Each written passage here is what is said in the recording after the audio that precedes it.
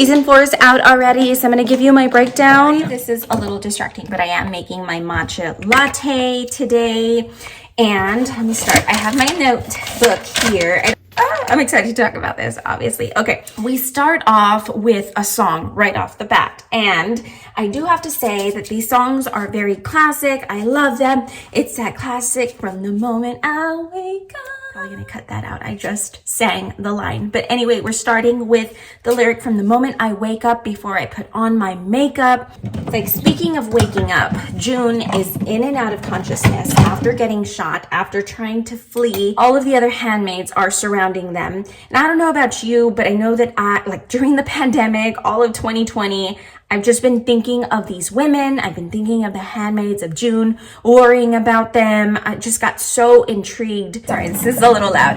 I also thought it very odd and eerie that the handmaids are surrounding June. They're trying to, not solderize. My husband said cauterize. It appears like they're in the middle of a beauty store, like Ulta somewhere. And I just love how this series always lets you know, like, this is not too far from the real world that we're in right now. Like, there's always this looming feeling like this is just not far off base. And I'm going to talk a little bit more about that, of course, because we're introduced to some very dynamic characters right in episode 1. So yeah, we see Janine, we see Elma, and they're kind of going through this forest in the snow.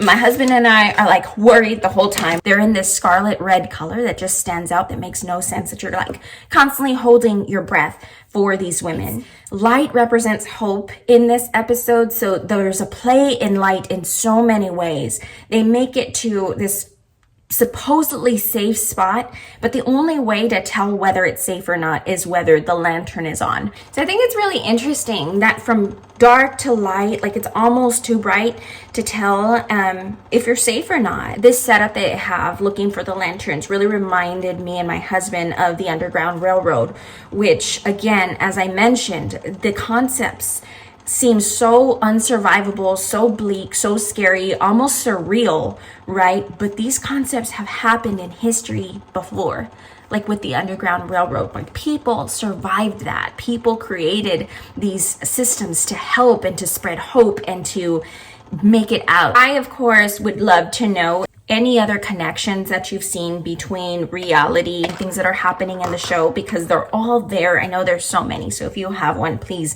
drop it in the comments below. I'd love to learn that from you as well. So June heads out into this farm, in and out still, kind of blurry vision still, and sees guard is holding the lantern. And when he lets her know you're in a safe space, she just collapses.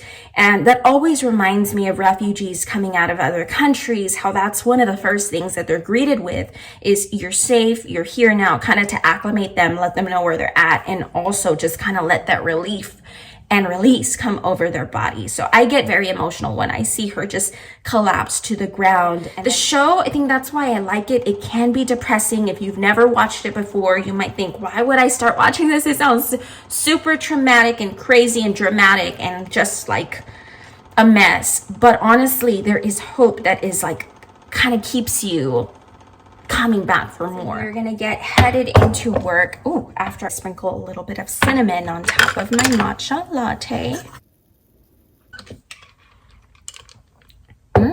Okay, so yeah, we're introduced to a childhood bride, which just left me and my husband like stuck in our tracks. So we kind of see her fading in and out with June, and I honestly thought that June was hallucinating. I thought she was having visual hallucinations.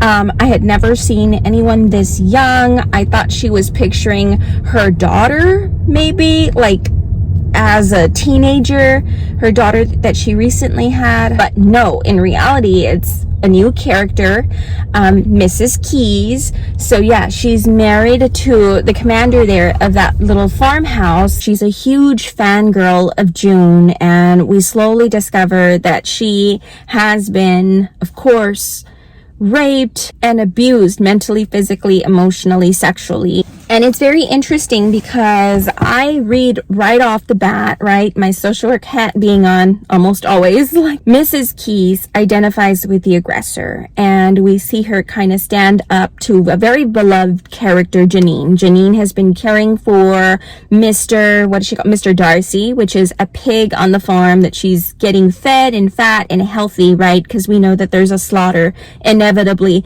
that's going to happen, which reminds me, June and the Handmaid's inevitable fate, right? So it's kind of like this lingering feeling of like death. It was a really sad scene, but we see Mrs. Keyes force Janine to eat her pet pig. Mrs. Keyes just goes into this rage, almost this fit, and I see her identifying with the aggressor, making Janine, almost as if Janine symbolizes to her own childhood, because as you know, at least to me, Janine really represents this gullible childhood nature, and we see her afterwards in the next scene kind of twirling around, dancing, her wild red hair. They're in a darkened barn. All the handmaids, the guards are in the barn kind of having a party. And it's interesting because they're doing this in the shadows, joy amidst the darkness. And previous to this, I know I haven't even mentioned Commander Lawrence or the guard. No, not the guardian. Is Nick a guardian? Guys, I forget everything. I'm going to get better at these videos. If you like these types of videos, let me know in the comments below, and I will really get better at names and characters and things like that. But I feel like it's very interesting because, as I mentioned, there's this like looming sense of death or ugliness that's right around the corner. We see Commander Lawrence come in for his judgment, his trial, and he actually is being led to what looks like a torture room. There's a chair in the middle of the room, but in all honesty, what ends up happening is he's getting a fresh shave and just being pampered. And we also see Aunt Lydia standing trial in front of all of the commanders, and she gets spared. I guess you could say spared after being brutalized and beaten, and I don't know what she's been through. We don't really know. Maybe we'll flash back at some sense to see. I feel like Aunt Lydia is going to be huge in this season. So then on the other end, we see June trying to get justice or seek justice. She's holding this really big knife and kind of beginning to confront Commander or Mr. Keyes. Then we're interrupted. And I thought this was very interesting because she's holding the knife about to seek justice. But what ends up happening in the long term, wow, this is why the series is just so moving. We get alerted to the fact that there's guards outside, there's barking dogs. So of course, like your guttural reaction is like, what's going on? They know June's here, blah, the looming death. Well, a guard is actually found drunken, trespassing on the farm's property. All the handmaids are kind of not sure what to do from this point. He knocks over June, kind of again pushing her to react, and boy, does she react. She tells them to take him to the barn. So at this point, June kind of steps up into this leadership role and mentions that his punishment is going to be death. He has betrayed his country. She mentions the United States. She mentions that he has raped a child, and the punishment is death. And she hands the knife. It appears to be the very same knife. However, I don't know if it's the same knife throughout, but we know that Mrs. Keyes held a knife when she discloses her torture, her rape, her mental and emotional abuse that she's been suffering through. And it appears that June hands Mrs. Darcy this knife again. And instead of June kind of taking justice and killing Mr. Keyes, she in fact tells Mrs. Keyes to make her proud, and she knows what to do, and she trusts Mrs. Keyes to get the job done, which is ultimately punish and kill. It's really incredible to see the red kind of soaked into her wife's cloak, and it's kind of like the wife's cloak is like this color. It's interesting because I always kind of wonder to myself, would I be, and I don't know if anyone else does this, but like what character would you be casted as? Or would you be a handmaid, a Jezebel, a wife, a Martha, a commander, a guard? Drop down below what you feel you would be. I always think I would be a handmaid, but in all honesty, I know I wouldn't be a wife. I think you have to have a certain kind of like, I don't know. I just don't think I would be a wife.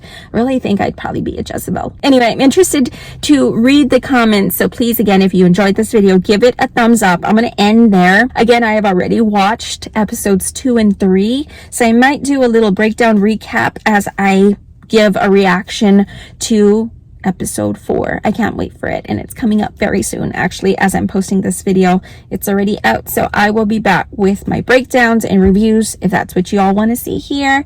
We'll see you next time, and hopefully I can pepper in some more social work stuff. So that's that. I'm gonna get myself busy into work. If you want to follow along day in my life, I will link some videos here and here.